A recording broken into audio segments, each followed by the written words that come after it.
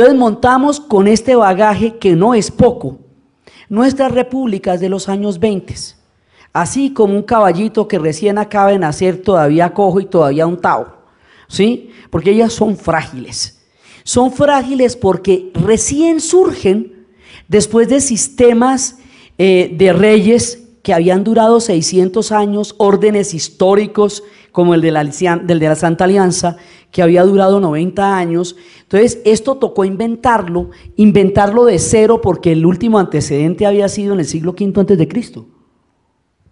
Entonces, muy berraco, vamos a hacer nuestras repúblicas, y nuestras repúblicas las estamos cocinando, y ahí van, ¿sí? Tienen problemas, muchos problemas, porque no sabemos cómo se hace eso, no hay antecedentes. Muchas veces en la historia las comunidades humanas se enfrentan a situaciones frente a las cuales no hay un manual. Nadie ha escrito el manual y les toca escribirlos, ¿sí? Cuando nosotros nos independizamos no existía el manual de los estados nacionales, se estaba construyendo, y entonces nosotros lo hicimos como pudimos y como nos ocurrió, porque eso no estaba todavía claro. Entonces, en estas democracias, el manual de la democracia moderna para masas, no para los pequeños grupos de ciudadanos griegos, para masas no lo tenemos, o sea, toca inventárnoslo. Entonces, bueno, nos lo vamos a inventar. Y nos hubiera salido bonito, eso estaba chévere, si no nos coge la crisis del año 30. Porque el crack del 29 va a crear una situación económica tan aterradora que no nos deja surgir la democracia, ¿sí? Entonces, porque ya en ese momento Estados Unidos sí había encadenado, el tema era que Alemania iba a pagar todas las reparaciones. A Alemania le toca un tema muy difícil al final de la Primera Guerra Mundial. La guerra no la empezó Alemania, la empezó Austria.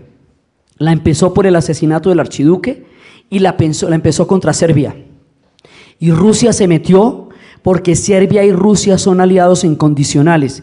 Aún ahora, nunca ustedes van a escuchar una actitud de Rusia contra los serbios, jamás.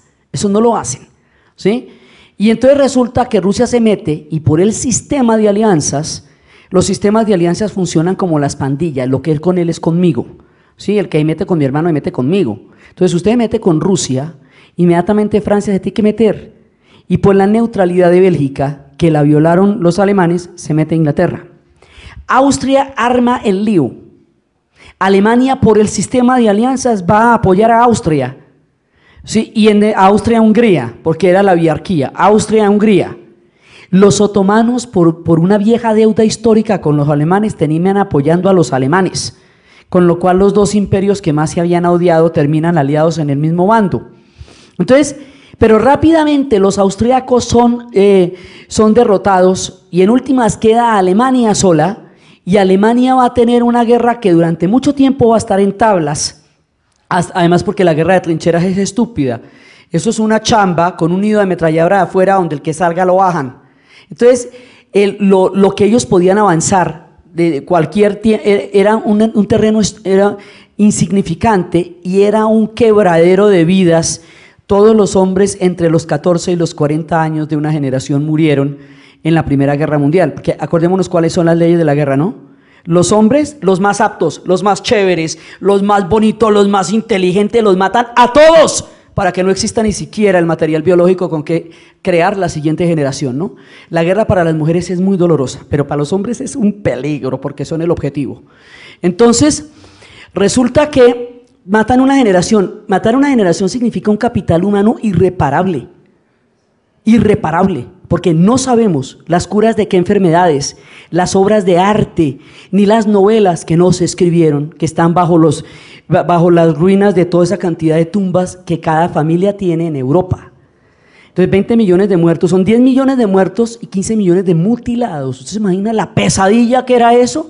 Por eso ellos tienen tan buena infraestructura de discapacitados en Europa, porque fueron durante 2 guerras sociedades de minusválidos, cojos, mudos, toda una gente que quedó totalmente mal. Entonces Alemania se va a presentar ya después de que Rusia se sale de la guerra para hacer la revolución. Alemania dice, bueno, yo ya desocupo el frente oriental, si me voy moviendo para el occidente, con la ventaja de que ya no tengo una guerra en 2 frentes, en el frente oriental y en el occidental. Entonces se mueven. En ese momento los Estados Unidos entran a la guerra ya al final, y dicen, esto no tiene sentido, hagamos una paz sin vencedores, reunámonos ya y terminemos esta guerra. Alemania va ganando, o por lo menos tiene muy buenas opciones de ganar, o por lo menos no va perdiendo. Entonces nos vamos a sentar en Versalles a terminar esta guerra. Pero resulta que los alemanes le han pegado una clavada a los franceses en la batalla de Sedan. Los habían humillado, les habían arrestado un rey, les habían hecho y les habían quitado Alsacia y Lorena. Entonces los franceses, que son los que van a pagar una de las partes más duras de la Primera Guerra Mundial, van a coger a los alemanes y los van a sentar y les van a pegar la clavada del siglo. Les quitan Alsacia y Lorena, les quitan el Sarre, que era el de los hidrocarburos, les prohíben los ejércitos, los declaran culpables de la guerra. Eso antes no pasaba. Usted ganaba y entonces se apoderaba de los otros, o usted perdía y lo clavaban, pero si me va a pegar, no me regañe. O sea, ya vamos en que perdí, ¿no es cierto? Pero además que tengo la culpa de la guerra. Si la culpa no la tengo yo, además la hicieron los austriacos, y los austriacos, ellos siempre se hacen a un ladito y nadie los juzga, y los manes hacen unos tropeles enormes, sí, pero ellos con tanta cosa y tanta pompa quedan agachaditos de lado. Entonces en la segunda también, los nazis austriacos eran los peores, y Austria quedó como país invadido, ellos se anexaron al Tercer Reich. Entonces resulta que a Alemania le pegan una despedazada y la ponen a pagar la reconstrucción de Europa, que es el equivalente a que nosotros pagáramos toda la deuda externa de América Latina, incluida México, Brasil y Argentina, ¿sí? Entonces, o sea, con el 10% de la deuda que Alemania tenía, decía Keynes, ya era inviable la recuperación económica de Alemania. Entonces fue una venganza, no fue un tratado de paz. Inglaterra se dejó meter los dedos en la boca, siempre se arrepentirá de eso, no se opuso realmente a la política de Francia, y Estados Unidos dijo, esta vaina es una cochinada, yo no me meto aquí porque yo veniera a hacer una paz y no a avalar una venganza. Entonces la Sociedad de las Naciones, que es la que se conforma después de la Primera Guerra Mundial, queda sin los Estados Unidos, porque ellos dicen, esto, nosotros no entendemos ustedes qué están haciendo aquí, nos invitaron fue a ver cómo despedazaban a los alemanes, y nosotros no entendemos por qué va a pasar eso. Entonces ellos se retiran. En esa época todavía no eran potencia, hasta ahora estaban como mirando para el otro lado, y eso porque les hundieron el Lusitania. Entonces resulta que Alemania queda en unas condiciones tan horribles, y en ese momento había un movimiento que se opuso mucho a la guerra. Eran los socialistas, y dentro de los socialistas había una línea que eran los espartaquistas, por un periódico que se llamaba Espartaco, por el primer esclavo que se opuso al Imperio Romano. No se confunda con la serie, que simplemente es una sangría de cómics, donde ni siquiera sabemos cuál era el tema político del hombre. Entonces era un tema político serio.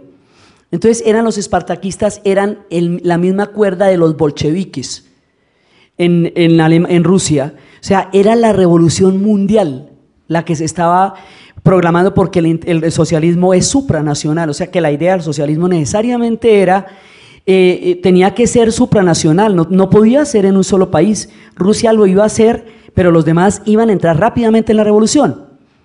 Entonces resulta que los socialistas se oponen a la guerra, porque desde el punto de vista de las clases sociales, la Primera Guerra Mundial era una guerra de imperios y de reyes, entre ellos, que además todos eran primos, nietos de la reina Victoria.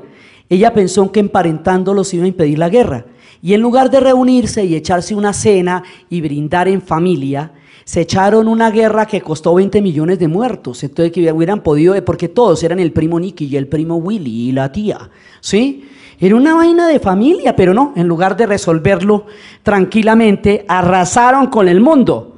Entonces, resulta que en esas condiciones, Alemania queda totalmente desfavorecida. Yo hago la analogía de cuando hay una reunión de propietarios en el edificio para ponerse de acuerdo con el precio de lo que va a ser la administración. Entonces, Alemania, como dueño del apartamento 302, va a la reunión, y resulta que en ese momento La sacan, le quitan el apartamento, la ponen a dormir en el parque y la ponen a pagar la administración de todo el edificio. Entonces Alemania dice, pero a ver, yo no entiendo qué pasó aquí. Entonces, ¿a qué horas me cogieron a mí y me hicieron semejante ñoño? Entonces dicen, ¿sabe qué? Lo que pasa es que aquí hubo una puñalada trapera, nos vendieron, alguien nos vendió. Entonces Alemania entra en unas condiciones durísimas y como los socialistas se opusieron a la guerra, porque ellos consideraban que eso era una guerra de clase, además dicen nosotros, vamos a morir, ¿por qué? ¿Por qué? ¿Por el primo Nicky y el primo Willy? Entonces dice, pero de todas maneras la fiebre nacionalista convenció a mucha gente de ir a la guerra, a muchísima gente. La guerra en esa época era popular, todavía nadie se había dado cuenta que eso era asqueroso hasta cuando salieron de las trincheras como salieron. Entonces en ese momento Alemania queda en una situación en la cual hay un tema que es muy importante. Cuando Lenin le pide a von Hindenburg que lo deje atravesar con un tren de 40 revolucionarios todo el territorio alemán para llegar a la estación Finlandia y liderar la revolución y convertir la revolución de febrero en la revolución de octubre, en ese momento von Hindenburg dice, ¿qué hago yo con esto? A ver, el tipo va a sacar a Rusia de la guerra, pero ahí va una revolución obrera. Eso se me va a devolver como un boomerang en algún momento. Pero bueno, primero mi primaria, que pasen, que saquen a Rusia de la guerra y ya cuando me toque, ya se verá. Entonces, cuando los espartaquistas hacen un golpe, el push espartaquista, ya no se enfrentan con un tipo totalmente estúpido como Nicolás II, en un reality con Rasputín y la mujer y todo el tema del Zarevich, porque el hombre estaba en un reality, en pura telenovela y el rancho ardiendo, sino con un tipo que es un perro político, un tipo muy astuto que es von Hindenburg, que no estaba pintado en ninguna pared. Entonces el tipo lo que pasa es que divide el movimiento y le dice a los socialistas, entréguenme la cabeza de los espartaquistas, que era la más radical, y yo les doy el poder, y ustedes hacen con el poder lo que quieran.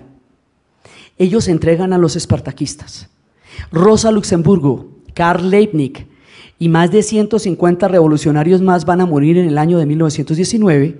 Rosa Luxemburgo y Karl Liebknecht van a quedar tirados en una chamba. Ellos tenían una diferencia con Lenin, porque ellos decían, la teoría de partido puede suplantar al pueblo que dice representar. Yo no estoy de acuerdo con eso, le decía Rosa. Entonces Lenin le dice, no, eso sí no tiene problema, Rosa, tú haces en Alemania lo que te parezca y yo hago en Rusia lo que me parece a mí. Entonces, ahí se acaba una real oposición en Alemania, porque los socialistas pactaron. Entonces los socialistas suben al poder, ¿pero dónde? En un pueblo completamente herido, sin condiciones económicas, con una deuda enorme. Ellos suben empeñados y les toca pagar los platos que ellos no rompieron, porque los socialistas se opusieron en todo momento a la guerra. Pero el horror de la República de Weimar le va a quedar a ellos. O sea, la guerra no la hicieron ellos, la guerra la hicieron los prusianos y toda esa vieja oficialidad de la escuela prusiana que armó el Estado alemán. Pero los que van a pagar toda la crisis económica van a ser los socialistas, porque van a ganar las elecciones y van a subir al poder según lo pactado con von Hindenburg. O sea, von Hindenburg se retira en el momento de las vacas flacas. Ese juego todavía lo hacen mucho los europeos, montar a los socialistas para que apliquen las medidas de choque, para que ellos se desprestigien políticamente, y luego sube la derecha a salvar. ¿Sí? Ese truco es viejo, ese truco es viejo.